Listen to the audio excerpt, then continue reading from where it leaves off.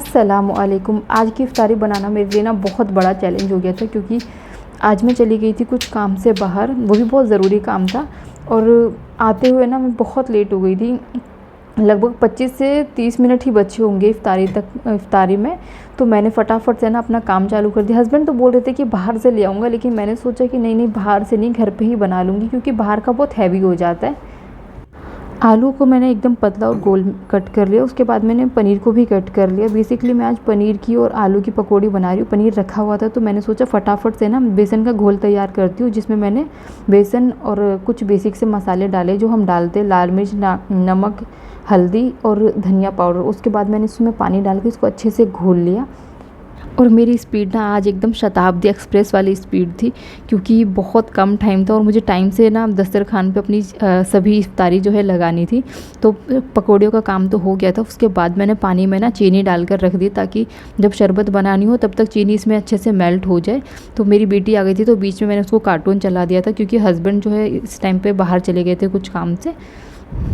परसों मैंने रोल्स बनाए थे, जिनमें मेरे 2 रोल्स एक्स्ट्रा हो गए थे, तो मैंने उनको जिपलॉक बैग में डाल के फ्रिज में रख दिया था। तो मेरे वो आज काम आ गया। मैंने फटाफट से ऑयल गरम करके उनको पहले फ्राई कर लिया, और उसी बीच में ना मैं जो है अपनी फ्रूट्स भी कट कर लिए।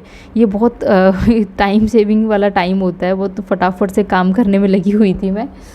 और रोल्स मेरे फ्राई हो गए थे, तो उसके बाद मैंने उनको निकाल लिया। फिर मैंने आलू के एक एक पीस लिए, उनको डिप किया इस बैटर में, और फिर उनको मैं डाल दूँगी गरम गरम ऑयल में, मतलब मीडियम हॉट ऑयल में डाला है। तो इसी तरह से काम होता है। मैं फटाफट लगी हुई थी अपने काम करने में। ये पकौड़ियाँ बहुत जल्दी बन जाती है। बेसिकली हमें इसमें कोई बैटर अलग से ऐसा तैयार नहीं करना होता, सिंपली सब्जियों को कट करो। इसी तरह से आप पालक की सब्ज़ी भी, पालक की पकौड़ियाँ भी बना सकते हो, और बैंगन की भी बना सकते हो। तो जब भी मुझे लगता है ना कि आज इफ्तारी के लिए मैं लेट हो रही हूँ, तो मैं हमेशा यही पकौड़ी बनाती हूँ। और साइड में जो है मैं अपना एक छोटी सी कढ़ाई और चढ़ा दी है, और उसमें ऑयल डाल दिया। और उसमें कुछ बेसिक सी चीज़ें डालूँगी, मतलब ये प्याज, टमाटर और हरी मिर्च। तो पहले इसमें ज़ीरा डाल देंगे, उसके बाद ये सभी चीज़ें एक साथ डाल देंगे, जो भी सब्जियां हमने कट करी है। और 1-2 मिनट तक ना इन्हें सिंपली हमें फ्राई करना है। इनका क्रंचीनेस रहना चाहिए, थोड़ा सा कच्चे कच्चे से रहते हैं ना, तो वो अच्छे लगते हैं। तो इनको जो है सिर्फ 1-2 मिनट तक ही हाई फ्लेम पे फ्राई करना है। और साइड में जो है मेरी पकौड़ियाँ अच्छे से ना फ्राई हो गई थी, तो मैंने पहले उनको निकाल लिया, और उसके बाद इसमें एक और बैच डाल दूँगी। तो थोड़े बहुत आलू के पीसीस और बच रहे थे, तो मैंने दूसरा बैच जो है पकौड़े का वो भी इसी तरह से बना के तैयार कर लिया। और साइड में ना हमारे प्याज और टमाटर जो है अच्छे से फ्राई हो गए थे, तो उनमें मैंने छोले डाल दिए थे। मैंने यहाँ पे बॉयल छोले डाले। उसके बाद कुछ बेसिक से मसाले, नमक, लाल मिर्च पाउडर, हल्दी और थोड़ा सा जो है चाट मसाला भी डाला है। और लास्ट में इसमें मैंने चना मसाला भी डाला है। उसके बाद उसको मिक्स कर देंगे और 1-2 मिनट तक और पकने देंगे। फिर इसमें मैं जो बैटर बच रहा था ना, उसमें मैं डाल रही थी अपनी पनीर के पीसीस, ताकि इसमें अच्छे से कोट हो जाए। तो छोले बन चुके थे, तो मैंने उनको निकाल लिया 1-2 मिनट बाद। और इसके बाद मेरी पकौड़ियाँ भी बन गई थी। ये स्पीड इतनी फास्ट थी ना कि मैं आपको क्या बताऊँ। आपको दिख ही रहा होगा कि मेरा एक काम ख़त्म नहीं हो रहा, मैं दूसरा काम चालू कर रही हूँ। और आलू की पकौड़ियाँ तो जो है बन गई थी। तो उसके बाद मैं पनीर की पकौड़ियाँ बना रही हूँ। तो मैंने सिंपली जो बैटर बनाया था बेसन का, उसमें मैंने अच्छे से इनको कोट किया। फिर इनको ऑयल में डालकर फ्राई करूँगी। तो पहले मैं अपने हाथ वाथ धो लेती हूँ, क्योंकि ना ऐसे काम नहीं होता। जो काम फैला पड़ा ना, पहले वो थोड़ा समेटने की कोशिश कर रही हूँ।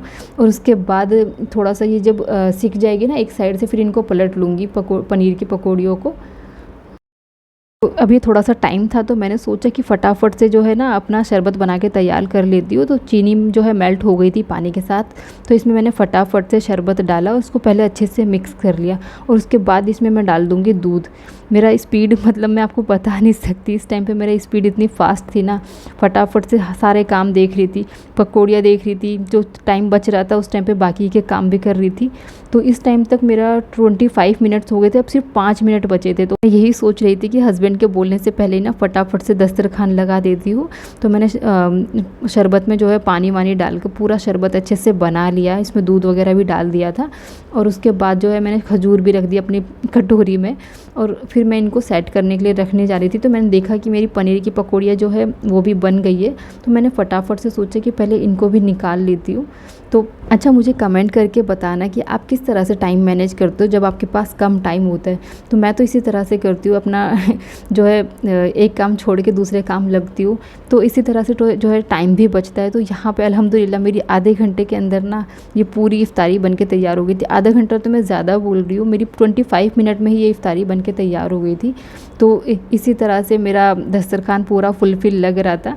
तो मेरे हस्बैंड भी खुश हो गए, हस्बैंड तो शॉक हो गए थे इवनली कि इतनी फ़ास्ट इतनी फटाफट से कैसे बना लिया। फ्रूट्स रेडी है, यहाँ पे हमारा शरबत भी रेडी है, पकौड़ियाँ हो गई है, आलू की पकौड़ियाँ, और दूसरी साइड जो है मेरे छोले।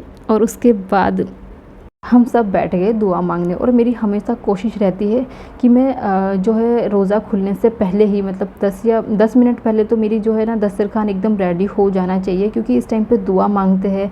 और इस टाइम पे जो दुआ मांगते हैं ना वो सारी कबूल होती है। तो ये मौका हमें बिल्कुल भी ज़ाया नहीं करना चाहिए कि इस टाइम पे जब अल्लाह हमको दे रहा है तो हमें बिल्कुल अपना आराम से बैठ के पहले दुआएं वगैरह सारी मांगनी चाहिए।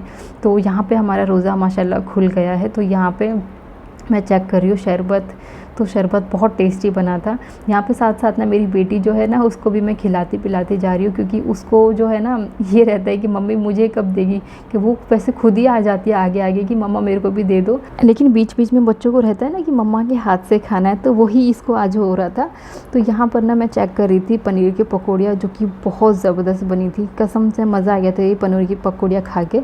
हस्बैंड को तो बहुत ज़्यादा पसंद आई। उसके बाद मैं चेक कर रही हूँ ये अपनी आलू की पकौड़ी। उस बीच में ही मेरी बेटी की चम्मच दिख रही होगी आपको, शरबत में डाल रही हो, उसको शरबत बहुत ज़्यादा पसंद आता है। और आलू की पकौड़ियाँ भी बहुत ज़बरदस्त बनी थी। अगर आपको कभी लगे ना कि आज मैं लेट हो गई इफ्तारी बनाने में, तो आप ये पकौड़ियाँ बना के ट्राई करना। आई एम श्योर कि बहुत फटाफट बन जाती है, ज़्यादा मेहनत भी नहीं है। और उसके बाद मैं चेक करने लगी हूँ छोले, जो कि कसम से इतने ज़्यादा टेस्टी थे ना। छोले मुझे सबसे ज़्यादा टेस्टी लगे आज की इफ्तारी में। मेरे हस्बैंड को जो है पनीर की पकौड़ी अच्छी लगी, मुझे छोले अच्छे लगे। तो कुछ इस तरह से थी मेरी आज की सिंपल सी इफ्तारी। अगर आपको मेरी ये सिंपल सी और इजी पीजी सी रेसिपीज़ अच्छी लगी हो तो प्लीज़ वीडियो को लाइक शेयर और मेरे चैनल को सब्सक्राइब ज़रूर कर देना। Thank you, bye bye.